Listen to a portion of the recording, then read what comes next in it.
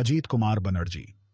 अपने मित्र ब्योमकेश दास के साथ कोलकाता के हैरिसन रोड पर उनके किराए के 3 मंजिला मकान में रहता हूं। ब्योमकेश, जो स्वयं को जासूस के बजाय सत्यान्वेषी कहलाना पसंद करते हैं, अपनी तीक्ष्ण बुद्धि और असाधारण अवलोकन शक्ति के लिए जाने जाते हैं।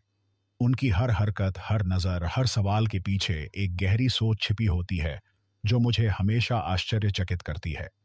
उनके साथ रहते हुए मुझे लगभग 3 साल हो चुके हैं और हर नए मामले के साथ मैं उनकी प्रतिभा को और बेहतर समझता जाता हूं। यह 1937 की सर्दियों की बात है। जनवरी का महीना चल रहा था। कोलकाता की सड़कों पर कोहरा और ठंडी हवा का मिश्रण छाया रहता था। सुबह की धुंध इतनी घनी होती थी कि खिड़की से बाहर देखने पर गंगा की दिशा में कुछ भी साफ नहीं दिखता था।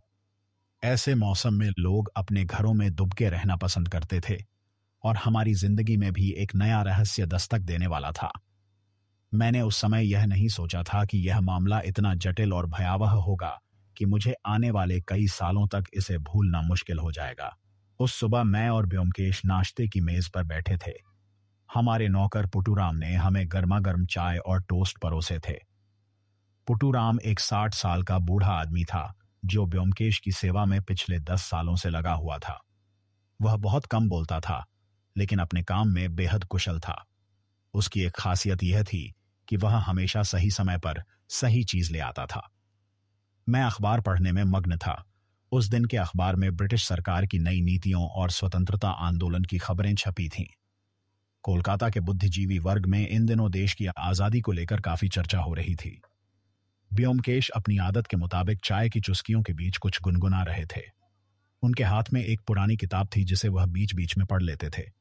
वह कविता के शौकीन थे, खासकर रविंद्रनाथ टैगोर की रचनाओं के। लेकिन अचानक वह रुक गए। उन्होंने किताब बंद की और मेरी ओर देखकर बोले, अजीत, क्या तुमने कभी सोचा है कि इंसान के मन में कितने तरह के भय छुपे होते हैं? डर हमें वो करने पर मजबूर कर सकता है जो हम सामान्य परिस्थितियों में कभी नहीं करते। डर इंसान की सबसे बड़ी कमजोरी भी है और कभी कभी उसकी सबसे बड़ी ताकत भी। मैंने अखबार से नजर उठाई और मुस्कुराया। ब्योमकेश के दार्शनिक विचार अक्सर इसी तरह अचानक शुरू होते थे। ब्योमकेश, मैंने कहा, तुम फिर किसी नए मामले की ओर इशारा कर रहे हो, है ना? तुम्हारे ये विचार कभी बिना किसी कारण के नहीं आते। वह हंसे। उनकी आंखों में एक चमक थी जो मुझे अच्छी तरह पहचानती थी। शायद, उन्होंने कहा, लेकिन अभी तो यह केवल एक विचार है। मैं सोच रहा था कि कैसे भय इंसान को पागल बना सकता है, कैसे वह इंसान की समझ को धुंधला कर देता है, और जब कोई चालाक व्यक्ति इस भय का फायदा उठाना चाहे तो वह भयानक अपराध कर सकता है।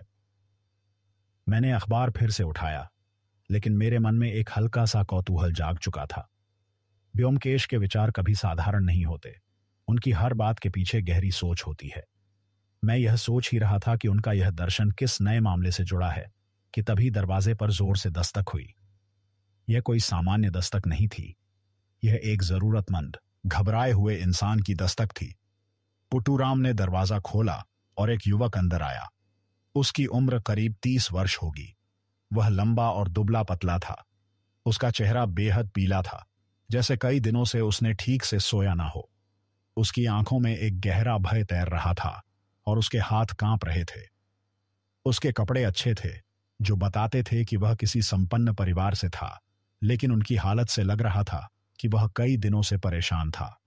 उसने हमें नमस्ते किया। उसकी आवाज कांप रही थी। श्री ब्योमकेश दास? उसने पूछा, अपनी नजरें ब्योमकेश पर टिकाते हुए। ब्योमकेश ने सिर हिलाया और अपनी कुर्सी से उठकर उसकी ओर बढ़े। जी, मैं ही हूं, उन्होंने शांत स्वर में कहा। आप कौन हैं और क्या बात है? आप बेहद परेशान लग रहे हैं। पहले बैठिए और अपनी सांस संभालिए। पुटूराम, एक गिलास पानी लाओ। पुटूराम तुरंत पानी का गिलास ले आया। युवक ने एक सांस में पूरा पानी पी लिया। फिर उसने गहरी सांस ली और बोलना शुरू किया। मेरा नाम देवदत्त चौधरी है, उस व्यक्ति ने कहा। मैं बाग बाजार से आया हूं। मेरे परिवार की पुरानी हवेली वहीं है। श्रीदास, मुझे आपकी बहुत जरूरत है। मेरे परिवार में कुछ बेहद भयानक हो रहा है। मुझे नहीं पता कि यह कोई अलौकिक शक्ति है या कोई इंसान, लेकिन जो भी है वह मेरे परिवार को खत्म करने पर तुला हुआ है। उसकी आवाज में एक हल्की सी कंपन थी जो उसके डर को साफ बयान कर रही थी। व्योमकेश ने उसे बैठने का इशारा किया और खुद भी अपनी कुर्सी पर बैठ गए। उन्होंने अपनी नोटबुक निकाली जो वह हमेशा अपनी जेब में रखते थे। शांत स्वर में उन्होंने पूछा, धीरे धीरे सब कुछ बताइए देवदत्त बाबू, क्या हुआ है? देवदत्त ने एक गहरी सांस ली, जैसे वह अपनी बात कहने के लिए हिम्मत जुटा रहा हो। उसने अपने माथे पर हाथ फेरा और फिर बोलना शुरू किया। श्रीदास, पिछले 3 महीनों में मेरे परिवार में 3 मौतें हो चुकी हैं। 3, और हर मौत एक जैसी परिस्थितियों में। पहले मेरे चाचा रणजीत बाबू की मौत हुई। वह मेरे पिता के छोटे भाई थे। उनकी उम्र 55 साल थी। एक रात वह अपने कमरे में सोने गए और अगली सुबह जब नौकर उन्हें 3 मौतें, मैंने चौंक कर पूछा। मेरे मन में तुरंत कई सवाल उठने लगे। 3 मौतें एक परिवार में, वह भी 3 महीनों में, यह तो बेहद असामान्य था। हां, देवदत्त ने कहा। उसकी आंखें नम हो गई थीं।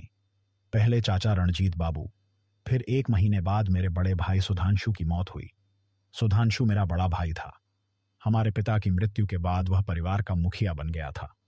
वह परिवार की पूरी संपत्ति का मालिक था। उसकी उम्र सिर्फ 35 साल थी। वह स्वस्थ था, कभी कोई बीमारी नहीं रही। लेकिन वह भी एक रात अपने कमरे में गया और अगली सुबह मृत पाया गया। वही हालत, वही डर भरा चेहरा। डॉक्टर ने फिर कहा कि दिल का दौरा था, लेकिन मुझे यकीन नहीं हुआ। कैसे हो सकता है कि 2 लोग, दोनों स्वस्थ, एक जैसी परिस्थितियों में मर जाएं? और तीसरी मौत? व्योमकेश ने पूछा, अपनी नोटबुक में कुछ लिखते हुए। और सबसे अजीब बात यह है कि देवदत्त ने कहा, तीनों की मौत बिल्कुल एक जैसी परिस्थितियों में हुई है। तीनों को उनके कमरों में मृत पाया गया। कमरे अंदर से बंद थे। कोई जबरदस्ती का निशान नहीं था। कोई चोट नहीं थी, कुछ भी नहीं। खिड़कियां भी बंद थीं। डॉक्टरों ने हर बार यही कहा कि दिल का दौरा था। लेकिन उसकी आवाज और धीमी हो गई। लेकिन तीनों के चेहरे पर एक अजीब सी दहशत जमी हुई थी। ऐसा लग रहा था जैसे उन्होंने मरने से पहले कुछ इतना भयानक देखा हो कि उनकी जान ही निकल गई। और एक चीज और है जो मुझे बेहद परेशान कर रही है। क्या? व्योमकेश ने उत्सुकता से पूछा। तीनों की मौत पूर्णिमा की रात को हुई थी, देवदत्त ने कहा। पूर्णिमा की रात? हर बार? यह कैसे संयोग हो सकता है? चाचा की मौत 15 नवंबर को हुई, जो पूर्णिमा की रात थी। भाई की मौत 15 दिसंबर को, वह भी पूर्णिमा। और अब 2 हफ्ते पहले 14 जनवरी को मेरी बुआ कमलिनी देवी की मौत हुई। आज भी पूर्णिमा की रात। बुआ विधवा थीं और मेरे पिता की बहन थीं। पिता की मौत के बाद वह हमारे साथ ही रहने लगी थीं। व्योमकेश की आंखों में वही चमक उभर आई जो तब आती थी जब उन्हें कोई रोचक मामला मिलता था। मैं जानता था कि उनका दिमाग पहले से ही इस रहस्य को सुलझाने की दिशा में काम करने लगा था। वह ऐसे मामलों में बहुत तेजी से सोचने लगते थे। उन्होंने अपनी नोटबुक में कुछ और नोट्स बनाए और फिर पूछा, क्या पुलिस ने कोई जांच की? देवदत्त बाबू, आपने अधिकारियों को सूचित किया होगा? देवदत्त ने निराशा भरे स्वर में कहा। हां, मैंने पुलिस को बुलाया था, पहली 2 मौतों के बाद। लेकिन पुलिस ने कहा कि यह संयोग है। उन्होंने कहा कि तीनों की उम्र 50 के आसपास या उससे ऊपर थी और दिल का दौरा आजकल एक आम बात है। उन्होंने कहा कि पूर्णिमा की रात का कोई मतलब नहीं है, यह सिर्फ एक इत्तेफाक है। उन्होंने बस एक बार घर आकर देखा और फिर केस बंद कर दिया। मैंने उन्हें समझाने की बहुत कोशिश की, लेकिन वे नहीं माने। व्योमकेश ने कुछ पल सोचा, फिर उन्होंने पूछा, आपके परिवार में और कौन कौन रहता है देवदत्त बाबू? मुझे पूरे परिवार की जानकारी चाहिए, देवदत्त ने जवाब दिया। अब परिवार में बहुत कम लोग बचे हैं। मैं हूं, मेरी पत्नी शोभना है और मेरी 18 साल की छोटी बहन मीरा। मेरे पिता की मृत्यु लगभग 10 साल पहले हो चुकी है। वह भी दिल के दौरे से मरे थे, लेकिन उनकी उम्र 70 साल थी और उन्हें दिल की बीमारी थी। मेरी मां की भी मृत्यु 5 साल पहले हो गई थी। अब हम 3 ही हैं और कुछ नौकर चाकर। हमारे पास 3 नौकर हैं। एक बूढ़ा नौकर गोपाल, जो पिछले 40 सालों से हमारे परिवार के साथ है, एक रसोइया हरीश और एक सफाई करने वाली बुढ़िया काली। और यह तीनों जो मरे हैं? ब्योमकेश ने पूछा। वे आपके परिवार में कैसे संबंधित थे? मुझे उनके बारे में विस्तार से बताइए। चाचा रणजीत बाबू मेरे पिता के छोटे भाई थे, देवदत्त ने कहा। वह कभी शादी नहीं की, वह हमारे साथ ही रहते थे। वह एक शांत स्वभाव के इंसान थे, ज्यादा बोलते नहीं थे। अपना ज्यादातर समय अपने कमरे में किताबें पढ़ते हुए बिताते थे। उन्हें इतिहास और पुराने ग्रंथों में बहुत रुचि थी। भाई सुधांशु, वह मेरा बड़ा भाई था। पिता की मृत्यु के बाद वह परिवार का मुखिया बन गया था। वह परिवार की संपत्ति का मुख्य उत्तराधिकारी था। वह एक व्यापारी था, कपड़े का कारोबार करता था। उसकी शादी नहीं हुई थी। वह हमेशा कहता था कि पहले कारोबार को स्थिर करना है, फिर शादी के बारे में सोचेगा। लेकिन अब वह नहीं रहा। और बुआ कमलिनी देवी? मैंने पूछा। मुझे इस पूरे मामले में गहरी दिलचस्पी होने लगी थी। बुआ कमलिनी देवी मेरे पिता की बहन थी, देवदत्त ने कहा। उनकी शादी बहुत छोटी उम्र में हो गई थी, लेकिन दुर्भाग्यवश उनके पति की मृत्यु शादी के सिर्फ 5 साल बाद हो गई। उनके कोई संतान नहीं थी। विधवा होने के बाद वह हमारे साथ ही रहने लगीं। वह बहुत धार्मिक थीं, पूरा दिन पूजा पाठ में बिताती थीं। उन्हें किसी से ज्यादा लेना देना नहीं था। ब्योमकेश ने अपनी नोटबुक में कुछ और लिखा। फिर उन्होंने पूछा, आपकी पत्नी शोभना के बारे में बताइए। उनकी शादी कब हुई थी? और आपकी बहन मीरा के बारे में भी बताइए। मेरी शादी लगभग 5 साल पहले हुई थी, देवदत्त ने कहा। शोभना एक अच्छे परिवार से हैं। उनके पिता एक स्कूल में प्रिंसिपल थे। उनकी मृत्यु कुछ साल पहले हो गई। शोभना की मां भी नहीं रही। शोभना के कोई भाई बहन नहीं हैं। वह अकेली थीं, इसलिए शादी के बाद वह हमारे साथ रहने लगी। वह एक शांत और समझदार महिला है। इन सब घटनाओं से वह भी बहुत परेशान है। और मीरा, वह मेरी छोटी बहन है। उसकी उम्र 18 साल है। वह बहुत डरी हुई है। 3 मौतों के बाद से वह अपने कमरे से बाहर नहीं निकलना चाहती। उसे लगता है कि अब उसकी या मेरी बारी है। ब्योमकेश ने कुछ पल सोचा, फिर बोले, ठीक है श्री चौधरी, मैं और अजीत आपके साथ बाग बाजार चलेंगे, लेकिन मुझे यह समझने की जरूरत होगी कि वहां का माहौल कैसा है। मुझे हवेली को देखना होगा, परिवार के सदस्यों से बात करनी होगी और नौकरों से भी। क्या आप हमें हवेली में कुछ दिन ठहरने की व्यवस्था कर सकते हैं? मुझे लगता है कि अगली पूर्णिमा अभी 2 हफ्ते बाद है। अगर यह वाकई किसी की साजिश है तो वह फिर से कोशिश कर सकता है। देवदत्त के चेहरे पर राहत की लहर दौड़ गई। उसकी आंखों में आशा की एक चमक आई। बिल्कुल श्रीदास, उसने कहा, आप दोनों मेरे मेहमान होंगे। मैं चाहता हूं कि यह रहस्य सुलझ जाए, चाहे सच कुछ भी हो। मुझे बस इस डर से मुक्ति चाहिए। मुझे नहीं पता कि मेरे परिवार के साथ क्या हो रहा है, लेकिन अगर आप मदद कर सकें तो मैं आपका आभारी रहूंगा। उसी दिन दोपहर को हमने अपना सामान पैक किया। मैंने अपने कपड़े, कुछ किताबें और जरूरी चीजें अपने बैग में रखीं। ब्योमकेश ने अपनी जांच की किट तैयार की, जिसमें एक बड़ा लेंस, कुछ केमिकल्स, एक छोटा सा माइक्रोस्कोप और कुछ अन्य औजार थे। वह हमेशा अपने साथ ये चीजें रखते थे, क्योंकि उन्हें पता था कि कब किस चीज की जरूरत पड़ सकती है। हम देवदत्त के साथ बाग बाजार के लिए रवाना हो गए। हमने एक टैक्सी ली जो हमें हैरिसन रोड से बाग बाजार ले गई। रास्ते में देवदत्त चुप रहा। उसका चेहरा तनावग्रस्त था। मैं खिड़की से बाहर देख रहा था। कोलकाता की सड़कें उस समय व्यस्त थीं। ट्रैम, गाड़ियां, रिक्शे और पैदल चलने वाले लोगों की भीड़। बाजारों में दुकानदार अपना सामान बेच रहे थे। स्ट्रीट वेंडर चाय और स्नैक्स बेच रहे थे। यह कोलकाता का असली चेहरा था, जीवंत और शोरगुलपूर्ण। लेकिन मेरे मन में कई सवाल उठ रहे थे। 3 मौतें, सब एक जैसी, सब पूर्णिमा की रात को। क्या यह वाकई संयोग था या इसके पीछे कोई गहरी साजिश थी? और अगर यह हत्या है तो हत्यारा कौन है? और सबसे महत्वपूर्ण, मकसद क्या है? लगभग आधे घंटे बाद हम बाग बाजार पहुंचे। बाग बाजार कोलकाता का एक पुराना इलाका था। यहां कई पुरानी हवेलियां थीं जो अब धीरे धीरे टूट रही थीं। गलियां संकरी थीं और दोनों तरफ पुराने मकान थे। हवेली गली के आखिर में थी। जैसे ही टैक्सी रुकी और मैंने हवेली को देखा, मुझे एक अजीब सी बेचैनी महसूस हुई।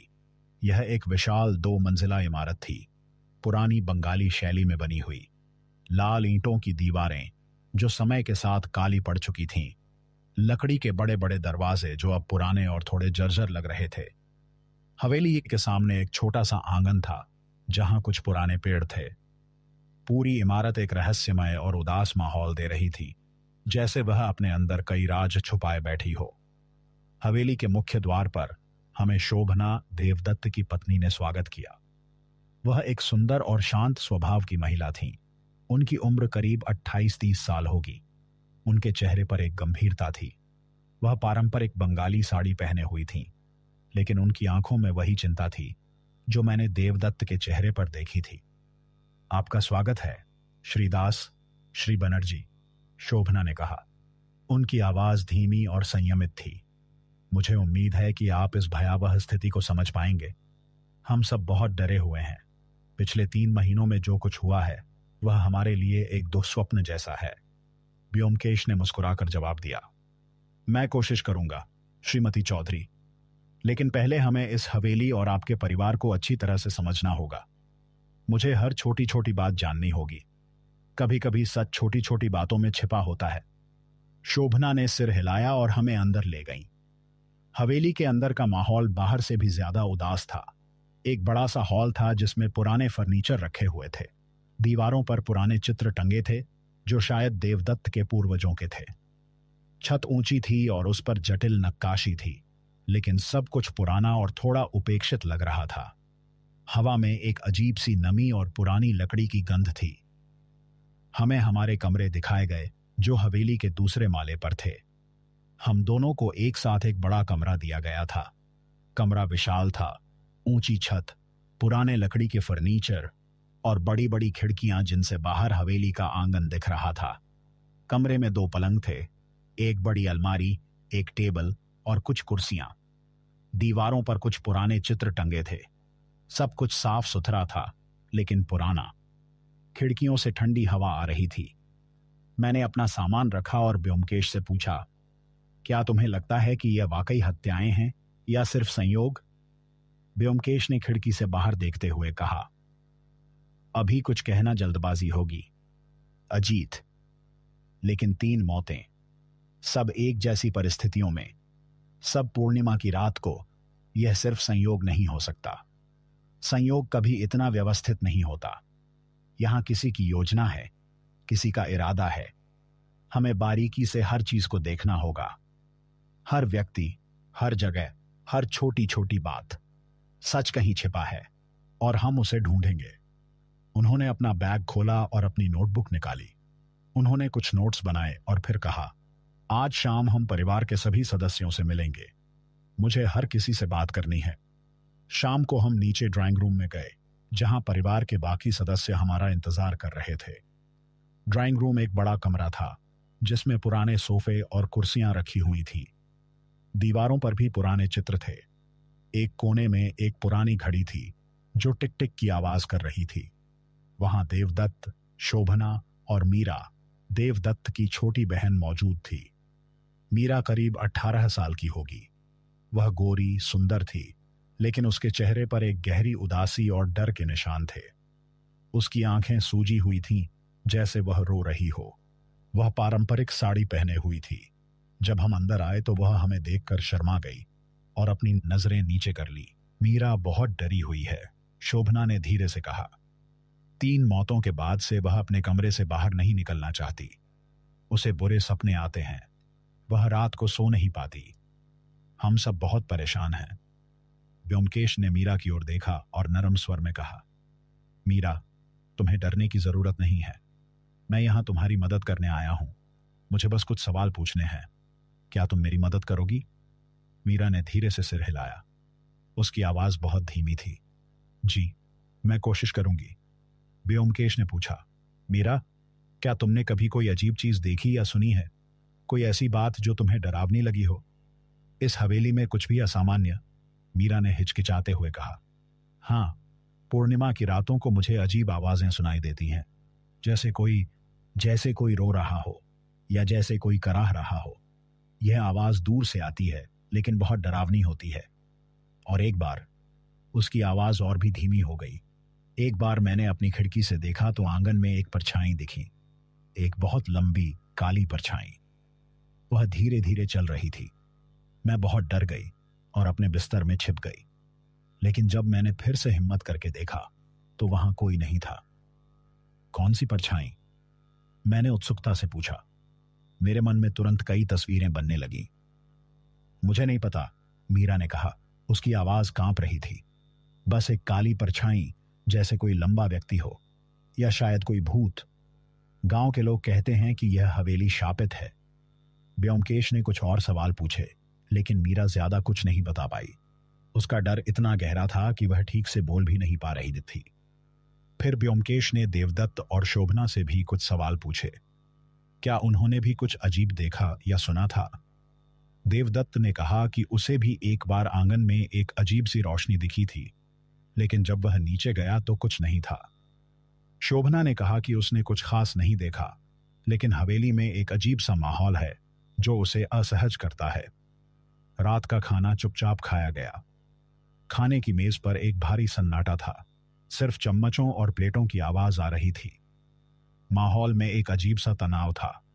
मीरा ने बहुत कम खाया। वह बार बार डरी हुई नजरों से चारों ओर देख रही थी। देवदत्त भी चुप था।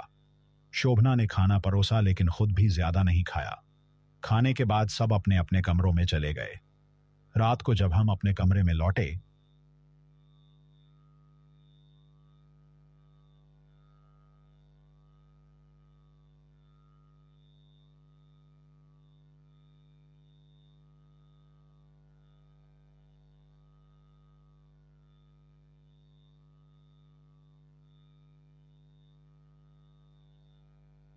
ब्योमकेश ने अपनी डायरी निकाली और कुछ नोट्स बनाने लगे। मैंने पूछा, क्या तुम्हें कुछ समझ आया? कुछ तो समझ आया, उन्होंने जवाब दिया। मीरा ने जो परछाई देखी वह दिलचस्प है, और यह आवाजें भी। लेकिन अभी मुझे और जानकारी चाहिए। कल हम पहले रणजीत बाबू के कमरे से शुरुआत करेंगे, फिर सुधांशु और कमलिनी देवी के कमरे देखेंगे।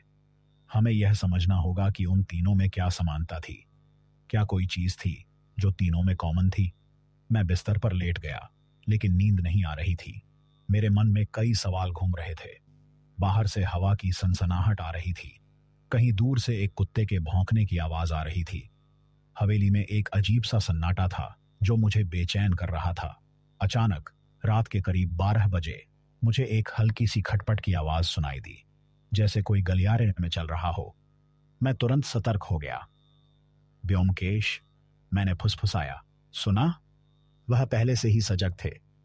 वह अपने बिस्तर पर बैठ गए और ध्यान से सुनने लगे। फिर उन्होंने धीरे से कमरे का दरवाजा खोला और बाहर झांका। गलियारा अंधेरा था। हवेली में सिर्फ कुछ मध्यम लालटेनें जल रही थीं जो दीवारों पर टंगी हुई थीं, लेकिन दूर कहीं से एक मध्यम रोशनी आ रही थी। कोई है वहां? ब्योमकेश ने फुसफुसाकर कहा। चलो चुपचाप, लेकिन आवाज मत करना। हम दोनों चुपचाप कमरे से बाहर निकले। मैंने अपने चप्पल भी नहीं पहने थे ताकि कोई आवाज न हो। गलियारा ठंडा था। दीवारें नम थीं। रोशनी सीढ़ियों की ओर से आ रही थी। हम धीरे धीरे उस ओर बढ़े। हमारे कदमों की आवाज भी नहीं आ रही थी, लेकिन जैसे ही हम सीढ़ियों के करीब पहुंचे, रोशनी गायब हो गई। सब कुछ अंधेरे में डूब गया। हम कुछ देर खड़े रहे, इंतजार करते हुए, सुनते हुए, लेकिन कोई आवाज नहीं आई। कौन था वह? मैंने फुसफुसाकर पूछा। मेरा दिल तेजी से धड़क रहा था। पता नहीं, ब्योमकेश ने कहा, लेकिन कोई तो है जो रात को इस हवेली में घूमता है, और शायद वही हमें जवाब दे सकता है। यह कोई भूत प्रेत नहीं है अजीत, यह कोई इंसान है, और जो भी है वह नहीं चाहता कि हम यहां हैं। वह हमें डराने की कोशिश कर रहा है। हम वापस अपने कमरे में लौट आए। ब्योमकेश ने दरवाजा अच्छी तरह से बंद किया और कहा, कल से हमें और सतर्क रहना होगा। यह खेल अब शुरू हो गया है। मैं बिस्तर पर लेट गया, लेकिन मेरी आंखों में नींद नहीं थी। मैं सोच रहा था कि वह कौन था जो रात को घूम रहा था, और क्या वह वही व्यक्ति है जिसने 3 लोगों को मारा? अगली सुबह जब मैं उठा तो ब्योमकेश पहले ही तैयार हो चुके थे। वह खिड़की के पास खड़े बाहर आंगन को देख रहे थे। उनके चेहरे पर एक गहरी सोच थी। मैंने पूछा, क्या सोच रहे हो? उन्होंने कहा, यह हवेली, यह बहुत पुरानी है। इसमें कई राज छिपे होंगे। आज हम हर कोने को देखेंगे। हमें तीनों मृतकों के कमरे भी देखने हैं, और मुझे उस बूढ़े नौकर गोपाल से भी बात करनी है। अक्सर पुराने नौकर बहुत कुछ जानते हैं। नाश्ते के बाद व्योमकेश ने देवदत्त से कहा कि वह हमें तीनों मृतकों के कमरे दिखाएं। पहले हम रणजीत बाबू के कमरे में गए। यह कमरा हवेली के पहले माले पर था। कमरा मध्यम आकार का था, साफ सुथरा लेकिन बहुत सामान्य। एक पलंग था जिस पर सफेद चादर बिछी हुई थी। एक लकड़ी की अलमारी थी जिसमें कुछ कपड़े और किताबें रखी हुई थी। एक छोटी मेज थी जिस पर कुछ पुराने ग्रंथ रखे हुए थे। दीवार पर कुछ पुराने चित्र टंगे हुए थे जो शायद हिंदू देवी देवताओं के थे। खिड़की छोटी थी और उससे बाहर आंगन का एक हिस्सा दिख रहा था। पूरे कमरे में एक साधारण और शांत माहौल था। व्योमकेश ने कमरे का बारीकी से निरीक्षण शुरू किया। वह अपने घुटनों के बल बैठकर फर्श को देखने लगे। फिर उन्होंने दीवारों को टटोला, खिड़की की चौखट को देखा और अलमारी के अंदर भी झांका। वह हर चीज को बहुत ध्यान से देख रहे थे। मैं उन्हें देख रहा था और सोच रहा था कि वह क्या ढूंढ रहे हैं। देवदत्त बाबू, व्योमकेश ने पूछा, रणजीत बाबू की मौत ठीक ठीक कब हुई थी? तारीख और समय बताइए। 3 महीने पहले 15 नवंबर को, देवदत्त ने जवाब दिया। वह रात को करीब 10 बजे अपने कमरे में सोने गए थे। अगली सुबह जब नौकर 7 बजे चाय लेकर आया तो दरवाजा अंदर से बंद था। और आपने दरवाजा कैसे खोला? व्योमकेश ने पूछा। हमने दस्तक दी लेकिन कोई जवाब नहीं आया, देवदत्त ने कहा। फिर हमने जोर जोर से पुकारा लेकिन फिर भी कोई आवाज नहीं आई। तब हमें शक हुआ कि कुछ गड़बड़ है। हमने दरवाजा तोड़ा। अंदर जाकर हमने देखा कि चाचा पलंग पर मृत पड़े थे। उनका चेहरा, उसकी आवाज कांप गई। उनका चेहरा बहुत डरावना लग रहा था। उनकी आंखें खुली हुई थीं और उनमें एक अजीब सी दहशत थी, जैसे उन्होंने कुछ बहुत भयानक देखा हो। व्योमकेश ने खिड़की को ध्यान से देखा। यह खिड़की उस समय कैसी थी? खुली थी या बंद? पूरी तरह से बंद थी, देवदत्त ने जवाब दिया। अंदर से बंद। और चाबी? चाबी कहां थी? चाबी दरवाजे में लगी हुई थी, अंदर से। व्योमकेश ने सिर हिलाया और कमरे का एक और चक्कर लगाया। उन्होंने हर कोने को बहुत ध्यान से देखा। अचानक उनकी नजर दीवार के एक कोने में एक छोटे से दाग पर पड़ी। वह उस दाग के पास गए और घुटनों के बल बैठकर उसे ध्यान से देखने लगे। यह क्या है? उन्होंने पूछा, अपनी उंगली से दाग को छूते हुए। देवदत्त ने दाग को देखा। मुझे नहीं पता, उसने कहा। शायद कोई पुराना दाग होगा या शायद कोई पेंट का धब्बा। लेकिन व्योमकेश कुछ सोच में पड़ गए। उन्होंने अपनी जेब से एक छोटा सा चाकू निकाला और दाग को हल्के से खुरचकर कुछ पाउडर जैसा पदार्थ अपनी हथेली पर लिया। उन्होंने उसे सूंघा और फिर अपनी उंगली से छुआ। यह मोम है, उन्होंने कहा। उनकी आवाज में एक हल्की सी उत्तेजना थी। और यह पुराना नहीं है, यह हाल का है, शायद कुछ महीनों पुराना। मोम? मैंने आश्चर्य से पूछा। हाँ।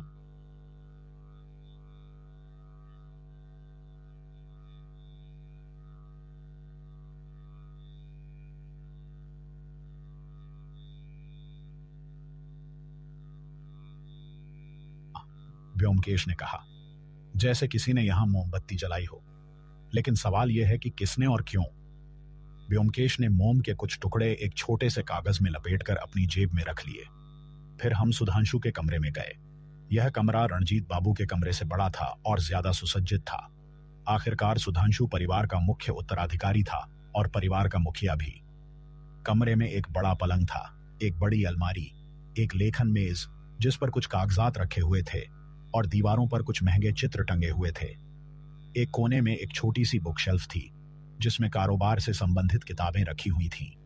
यहां भी व्योमकेश ने वही प्रक्रिया दोहराई। फर्श, दीवारें, खिड़की, अलमारी। वह हर चीज को इतनी बारीकी से देख रहे थे जैसे कोई कीमती खजाना ढूंढ रहे हों। और फिर से दीवार के एक कोने में उन्हें वही मोम का दाग मिला। यह दाग भी ताजा लग रहा था। व्योमकेश ने इस बार भी मोम का नमूना लिया और अपनी जेब में रख लिया। देवदत्त बाबू? व्योमकेश ने पूछा। सुधांशु बाबू की मौत कब हुई थी? 15 दिसंबर को, देवदत्त ने जवाब दिया। उनके गले में एक हल्का सा कंपन था।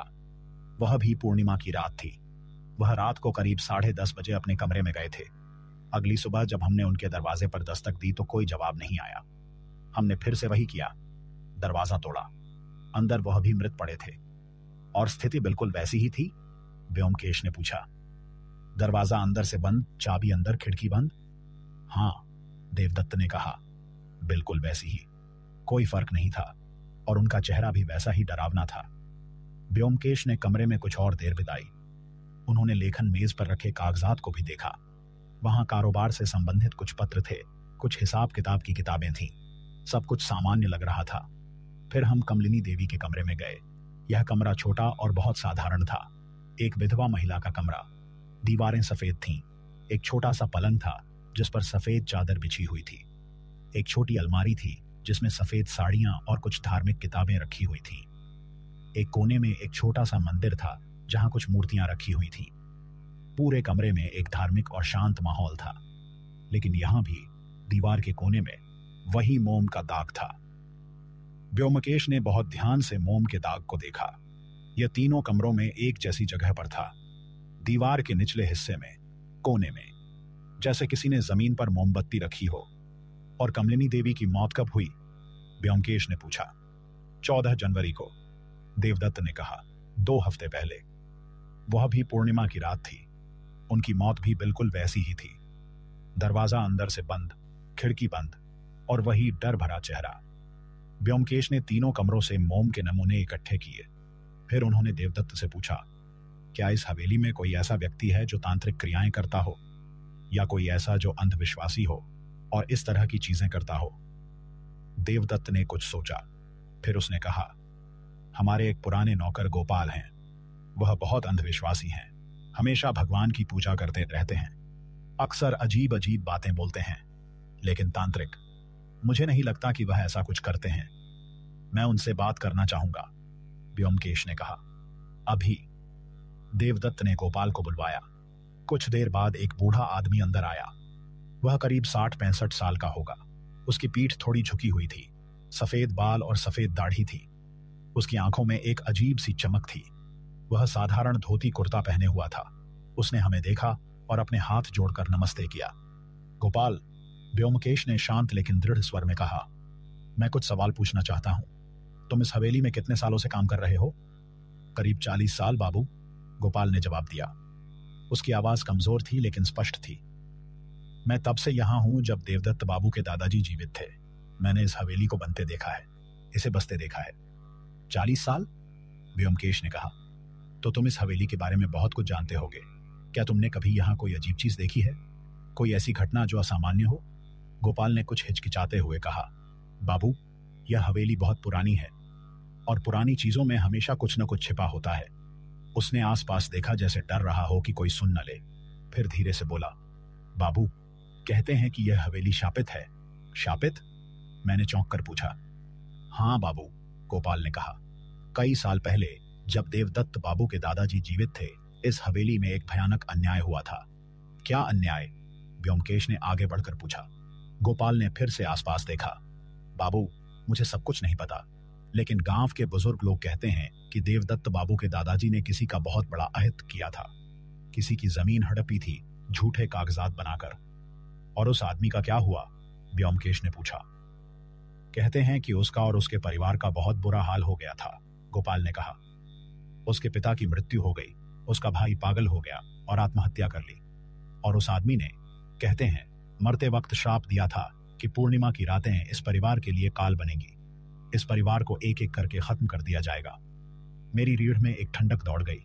यह एक भयावह कहानी थी, लेकिन व्योमकेश शांत रहे। उनके चेहरे पर कोई भाव नहीं था। गोपाल, उन्होंने पूछा, क्या तुमने पूर्णिमा की रातों को कुछ देखा है, कोई अजीब चीज? गोपाल ने सिर हिलाया। बाबू, मैं उन रातों को अपने कमरे से बाहर नहीं निकलता। मैं अपने कमरे का दरवाजा बंद कर लेता हूं और भगवान की प्रार्थना करता हूं। लेकिन एक बार उसकी आवाज और धीमी हो गई। एक बार जब मैं रात को पानी पीने के लिए बाहर निकला था, तो मैंने आंगन में एक काली परछाई देखी थी, बहुत लंबी, बहुत डरावनी। वह धीरे धीरे चल रही थी। मैं इतना डर गया कि तुरंत अपने कमरे में भाग गया। यह परछाई कैसी लग रही थी? व्योमकेश ने पूछा। क्या तुमने उसका चेहरा देखा? नहीं बाबू, गोपाल ने कहा। बहुत अंधेरा था, सिर्फ एक काली परछाई दिखी, जैसे कोई बहुत लंबा इंसान हो, या शायद कोई भूत। व्योमकेश ने गोपाल से कुछ और सवाल पूछे। क्या उसने कभी किसी को रात में घूमते देखा? क्या कोई बाहर का आदमी हवेली में आया था? लेकिन गोपाल ज्यादा कुछ नहीं बता पाया। उसने बस यही कहा कि पूर्णिमा की रातें इस हवेली के लिए अशुभ हैं और सबको सावधान रहना चाहिए। व्योमकेश ने गोपाल को जाने दिया।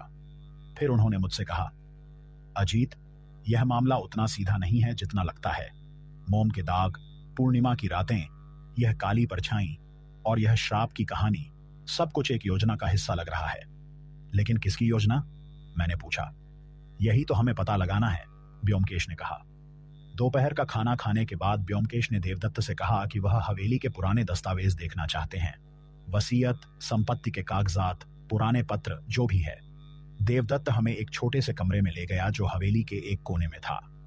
यह कमरा एक तरह का स्टडी रूम था। यहाँ पुराने दस्तावेज, किताबें और कागजात रखे हुए थे। सब कुछ धूल से भरा हुआ था। देवदत्त ने एक पुराना लकड़ी का बक्स निकाला जिसमें बहुत सारे पीले पड़े कागजात थे। व्योमकेश ने बक्से को खोला और कागजात को बाहर निकालना शुरू किया। वहां बहुत सारे दस्तावेज थे, जमीन के कागजात, खरीद फरोख्त के रसीद, पुराने पत्र और कुछ वसीयतें। हमने पूरा दोपहर उन कागजात को पढ़ने में बिताया। ज्यादातर कागजात हवेली की जमीन, निर्माण और परिवार की संपत्ति से संबंधित थे। कुछ पत्र देवदत्त के दादाजी के नाम थे जो उनके कारोबार से जुड़े थे। लेकिन फिर एक पुरानी वसीयत ने व्योमकेश का ध्यान खींचा। यह वसीयत बहुत पुरानी थी, करीब 30 साल पुरानी। यह देवदत्त के दादाजी की वसीयत थी। व्योमकेश ने उसे बहुत ध्यान से पढ़ा। देखो यह, उन्होंने कहा, एक पीले पड़े कागज को मेरी ओर बढ़ाते हुए। यह देवदत्त के दादाजी की वसीयत है जो 30 साल पहले लिखी गई थी। मैंने वसीयत को पढ़ा। उसमें लिखा था कि संपत्ति परिवार के सबसे बड़े बेटे को मिलेगी, लेकिन एक खास शर्त थी।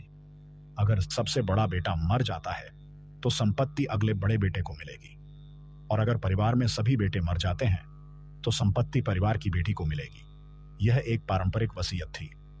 लेकिन फिर व्योमकेश ने कुछ और कागजात निकाले। उनमें से एक कागज एक पुराना पत्र था। यह पत्र देवदत्त के दादाजी के नाम लिखा गया था। पत्र में धमकी थी। व्योमकेश ने पत्र को जोर से पढ़ा। अपनी चोरी की संपत्ति को छोड़ दो, वरना तुम्हारा और तुम्हारे परिवार का अंत निश्चित है। तुमने मेरे पिता को बर्बाद किया, मेरे भाई को मार डाला। अब मैं तुम्हें और तुम्हारे खानदान को खत्म कर दूंगा। पत्र पर कोई हस्ताक्षर नहीं था, लेकिन तारीख करीब 30 साल पुरानी थी। यह वही समय था जब गोपाल ने जिस घटना का जिक्र किया था। इसका मतलब, मैंने कहा, इसका मतलब गोपाल की कहानी सच है। देवदत्त के दादाजी ने वाकई किसी का अन्याय किया था। हाँ, व्योमकेश ने कहा, और यह पत्र बताता है कि उस आदमी ने बदला लेने की कसम खाई थी। लेकिन सवाल यह है कि वह आदमी कौन था, और क्या वह अभी भी जीवित है, या उसका कोई वारिस है जो अब बदला ले रहा है। व्योमकेश ने और कागजात ढूंढे, लेकिन उस आदमी का नाम कहीं नहीं मिला। फिर व्योमकेश ने एक और दस्तावेज निकाला। यह एक पुराना जमीन का कागजात था। उसमें लिखा था कि यह हवेली की जमीन का एक हिस्सा किसी और के नाम था, लेकिन बाद में वह हिस्सा देवदत्त के दादाजी के नाम हो गया। व्योमकेश ने कागजात को बहुत ध्यान से पढ़ा। यह देखो, उन्होंने कहा, इस जमीन का असली मालिक कोई और था। नाम है नीलकंठ मुखर्जी। लेकिन बाद में यह जमीन देवदत्त के दादाजी के नाम हो गई। और तारीख देखो, यह वही समय है जब वह धमकी भरा पत्र लिखा गया था। तो नीलकंठ मुखर्जी, मैंने कहा, यही वह आदमी है जिसका अन्याय हुआ था।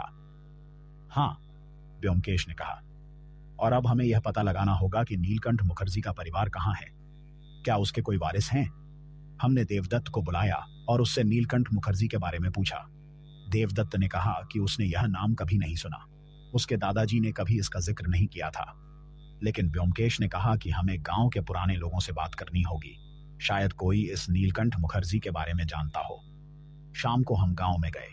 बाग बाजार एक पुराना इलाका था और यहाँ कुछ बुजुर्ग लोग अभी भी रहते थे जो पुराने समय को याद करते थे। हमने कुछ लोगों से बात की। पहले तो किसी ने नीलकंठ मुखर्जी का नाम नहीं सुना, लेकिन फिर एक बहुत बूढ़े आदमी ने बताया कि वह नाम जानता है।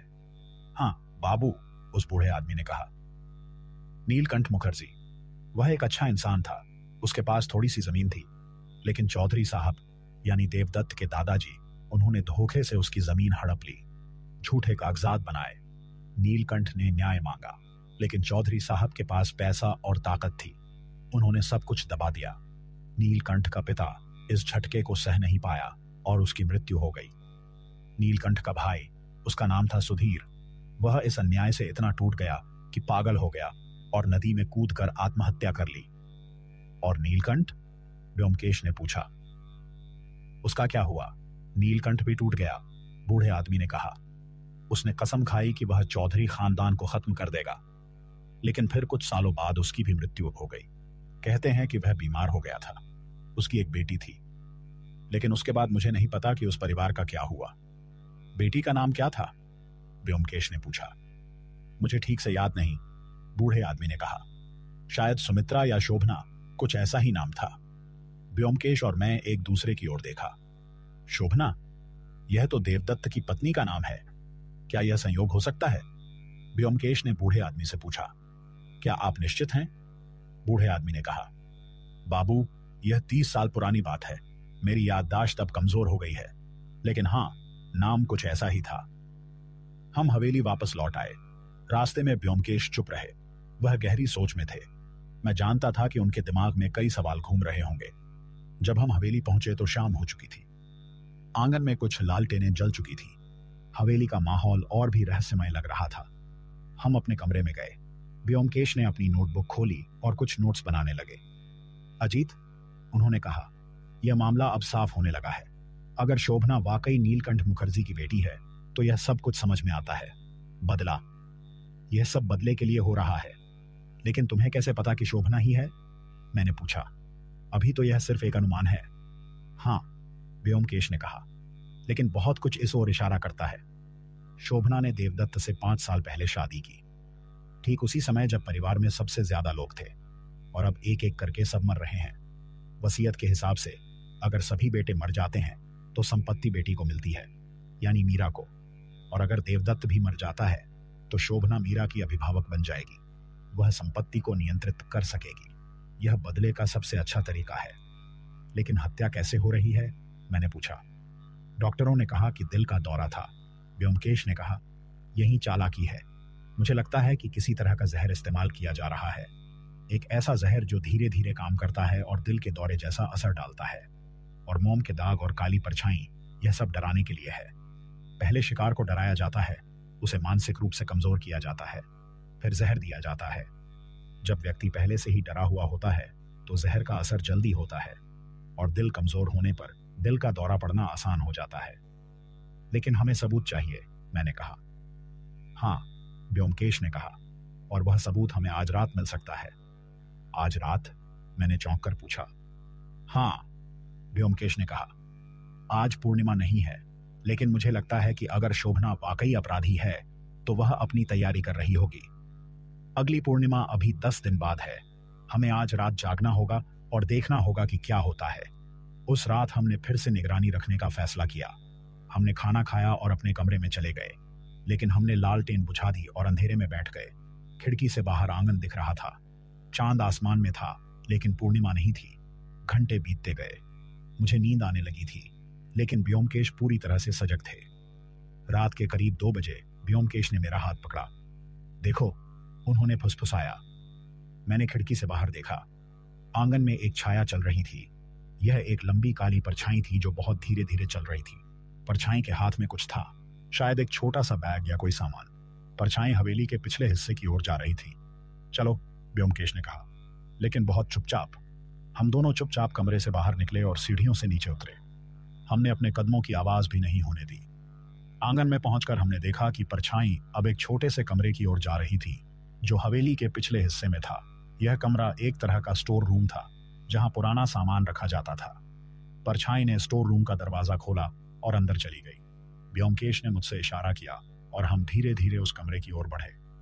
स्टोर रूम का दरवाजा थोड़ा खुला था। व्योमकेश ने धीरे से अंदर झांका।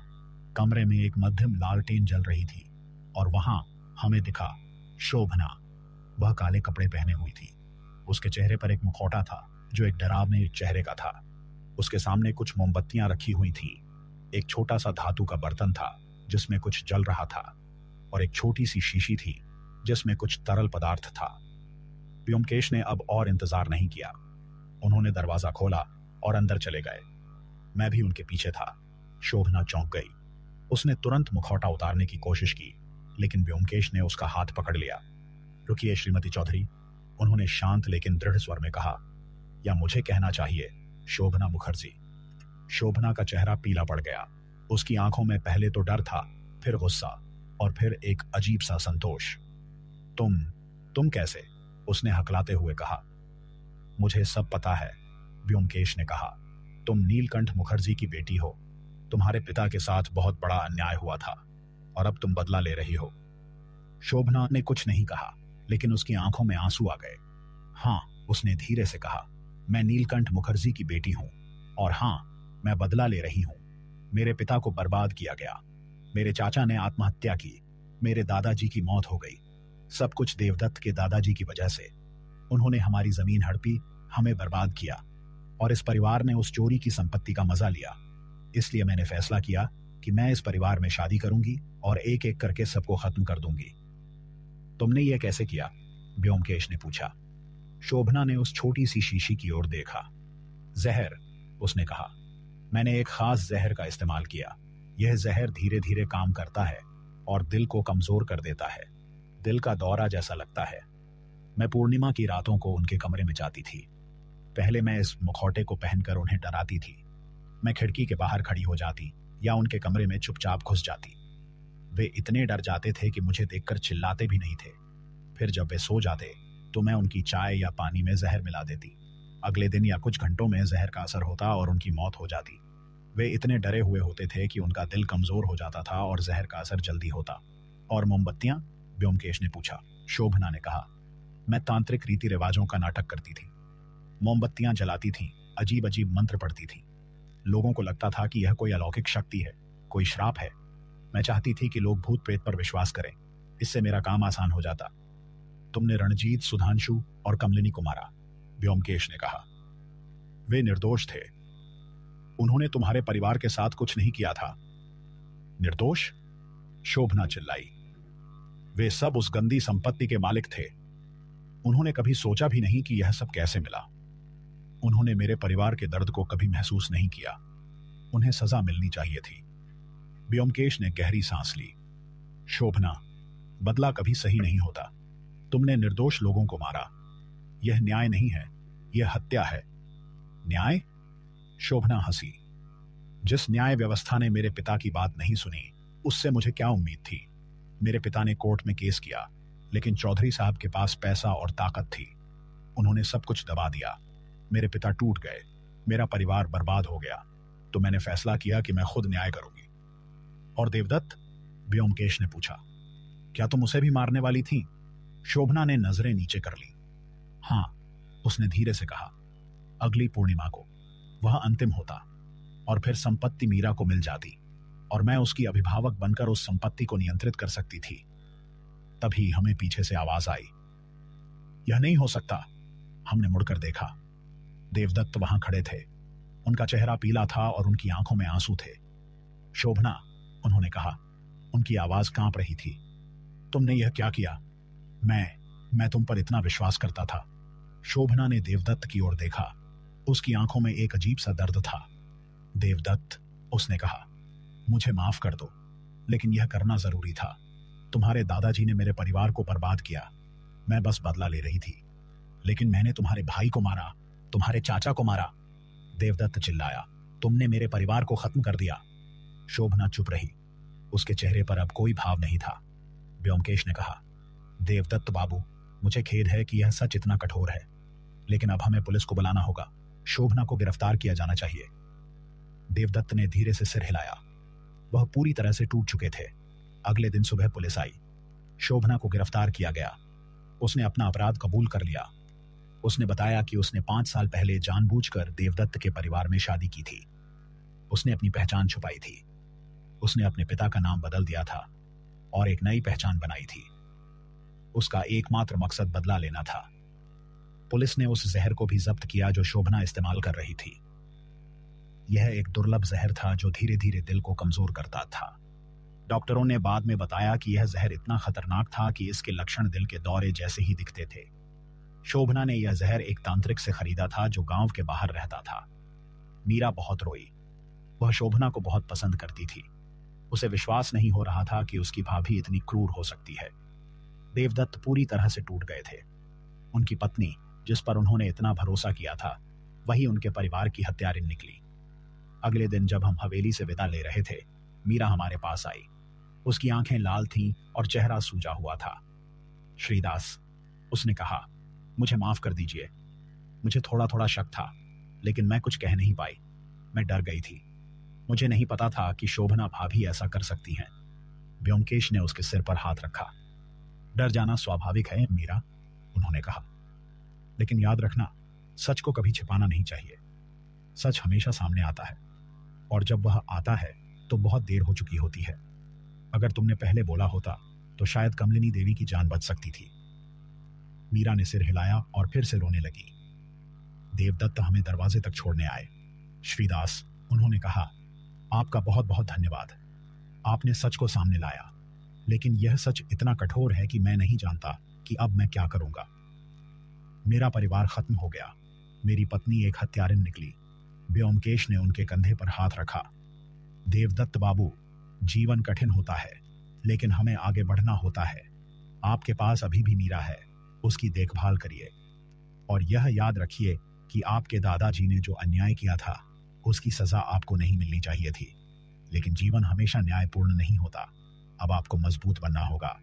देवदत्त ने धीरे से सिर हिलाया। हम टैक्सी में बैठकर हैरिसन रोड की ओर लौटने लगे।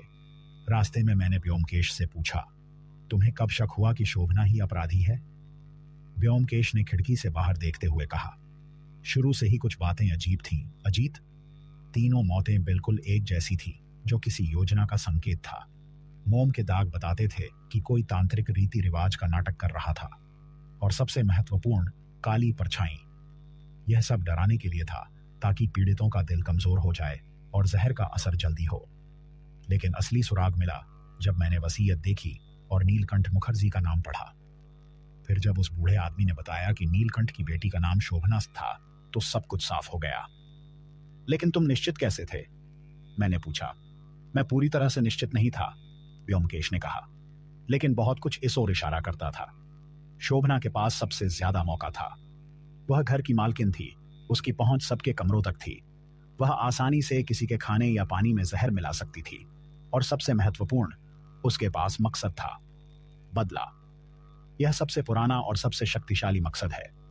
जब मैंने यह सब जोड़ा तो मुझे यकीन हो गया कि शोभना ही अपराधी है। बाकी सब सबूत आज रात मिल गए जब हमने उसे उस स्टोर रूम में देखा। मैंने गहरी सांस ली। यह एक बेहद दुखद कहानी थी। बदले की आग में शोभना ने अपना और अपने पति का सब कुछ बर्बाद कर दिया। व्योमकेश ने कहा, अजीत, बदला कभी शांति नहीं देता, वह सिर्फ और ज्यादा दर्द लाता है। शोभना के परिवार के साथ अन्याय हुआ था, यह सच है, लेकिन उसने जो किया वह और भी बड़ा अन्याय था। उसने 3 निर्दोष लोगों को मारा, रणजीत, सुधांशु और कमलिनी। इन्होंने उसके परिवार के साथ कुछ नहीं किया था। वे सिर्फ उस परिवार में पैदा हुए थे। यह उनका कसूर नहीं था। सच्चा न्याय वही है जो सबको इंसाफ दे, बदला नहीं। मैं चुप रहा। व्योमकेश के शब्द बहुत गहरे थे। हवेली में बिताए हुए कुछ दिन मेरे लिए एक बड़ा सबक थे। मैंने देखा कि कैसे लालच, डर और बदले की भावना इंसान को क्या से क्या बना सकती है। और सबसे महत्वपूर्ण, मैंने देखा कि सच कितना भी गहरा दबा हो, व्योमकेश दास जैसा सत्यान्वेषी उसे ढूंढ ही निकालता है। जब हम अपने घर पहुंचे, पुटूराम ने हमें चाय परोसी। व्योमकेश अपनी कुर्सी पर बैठ गए और अपनी डायरी खोली। उन्होंने पूरा मामला विस्तार से लिखा, हर छोटे से छोटे सबूत को, हर बातचीत को, हर अनुमान को। यही उनकी आदत थी। हर मामले को वह इस तरह संजोते थे जैसे वह एक अनमोल खजाना हो। अजीत, उन्होंने कहा, बिना मुझसे देखे यह मामला हमें एक महत्वपूर्ण सबक देता है। कभी कभी सबसे खतरनाक दुश्मन वही होता है जो सबसे करीब होता है, और सबसे बड़ा जहर बदले की भावना है। यह इंसान को अंधा बना देती है। शोभना एक पढ़ी लिखी, समझदार महिला थी, लेकिन बदले की आग ने उसे एक हत्यारिन बना दिया। इसलिए हमें हमेशा सतर्क रहना चाहिए, लेकिन साथ ही दयावान भी। न्याय जरूरी है, लेकिन बदला नहीं। मैंने सिर हिलाया। व्योमकेश सिर्फ एक जासूस नहीं थे, वह एक दार्शनिक भी थे, एक शिक्षक भी। उनके साथ रहकर मैं सिर्फ रहस्य सुलझाना नहीं सीख रहा था, बल्कि जीवन को समझना भी सीख रहा था। उस रात जब मैं अपने बिस्तर पर लेटा, तो मेरे मन में बाग बाजार की वह हवेली घूम रही थी। काली परछाई, मोम के दाग, पूर्णिमा की रातें और शोभना का वह दर्द भरा चेहरा जब उसने अपनी कहानी सुनाई थी। मैं सोच रहा था कि अगर देवदत्त के दादाजी ने नीलकंठ मुखर्जी के साथ अन्याय नहीं किया होता, तो क्या शोभना भी एक सामान्य खुश जीवन जी रही होती? शायद हाँ, लेकिन अतीत को बदला नहीं जा सकता। हम केवल वर्तमान में जी सकते हैं और भविष्य को बेहतर बनाने की कोशिश कर सकते हैं। लेकिन फिर मुझे व्योमकेश के शब्द याद आए, बदला कभी शांति नहीं देता, शोभना ने अपना पूरा जीवन बर्बाद कर दिया। उसने 5 साल तक एक झूठी जिंदगी जी। उसने अपने पति को धोखा दिया, जो शायद उससे सच में प्यार करता था। उसने 3 निर्दोष लोगों की जान ले ली और अब वह जेल में थी, अपनी बाकी जिंदगी वहीं बिताने के लिए। क्या यह बदला उसे शांति देगा? मुझे नहीं लगता। बदला कभी भी शांति नहीं देता। वह सिर्फ और ज्यादा खालीपन और ज्यादा दर्द लाता है। अगर शोभना ने कानूनी रास्ता अपनाया होता, अगर उसने धैर्य रखा होता, तो शायद न्याय मिल जाता। लेकिन उसने गुस्से और बदले को अपने ऊपर हावी होने दिया और नतीजा सबके सामने था। मैं यह सोचकर सो गया कि कैसे हर इंसान अपनी पसंद से अपनी किस्मत लिखता है। हम सभी को जीवन में कठिनाइयों का सामना करना पड़ता है। कुछ लोगों के साथ अन्याय होता है, लेकिन हम कैसे प्रतिक्रिया देते हैं, यही हमें परिभाषित करता है। शोभना ने बदला चुना और उसने अपना सब कुछ खो दिया। देवदत्त ने, हालांकि उसके दादाजी ने अन्याय किया था, खुद कोई गलती नहीं की थी, लेकिन अब वह भी बर्बाद हो गया था। यह एक दुखद सच है कि कभी कभी पिछली पीढ़ियों के पाप अगली पीढ़ियों को भुगतने पड़ते हैं, लेकिन यह भी सच है कि हम हमेशा चुनाव कर सकते हैं। हम माफी चुन सकते हैं या बदला। हम न्याय चुन सकते हैं या हिंसा। कोलकाता की उस ठंडी सर्दी की रात में हैरिसन रोड पर हमारे 3 मंजिला मकान में एक और रहस्य सुलझ चुका था और ब्योमकेश दास, सत्यान्वेषी, फिर से शांति से अपनी डायरी में लिख रहे थे। मुझे पता था कि जल्द ही एक और रहस्य हमारे दरवाजे पर दस्तक देगा और हम फिर से उसे सुलझाने निकल पड़ेंगे, क्योंकि सच कभी छिपा नहीं रहता और ब्योमकेश दास हमेशा उसे ढूंढ निकालते हैं। उनकी तीक्ष्ण बुद्धि, उनका अवलोकन कौशल और सबसे महत्वपूर्ण, उनकी सत्य के प्रति अटूट प्रतिबद्धता उन्हें एक महान सत्यान्वेषी बनाती है।